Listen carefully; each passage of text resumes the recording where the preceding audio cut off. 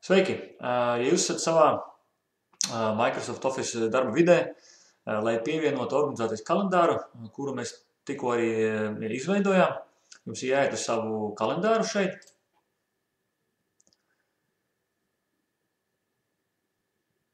Iet kalendārā jums ir Add Calendar, vai latviski būtu laikam pievienot kalendāru. Tātad From Directory. Un šeit ir jāieraksta projekts. Meklēt direktorijā. Pirmais, kas izlaiž, ir projekts Skola 2030 ar attiecīgu adresi.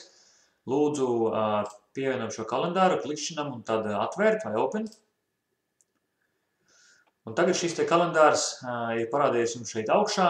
Viņš ir parādījies arī šeit kreisajā pusē. Un visi pasākumi, kas ir administrācija noteikusi, ka ir svarīgi, visiem būtu jāzina, jums parādīsies attiecīgi jūsu vides kalendārā. Paldies!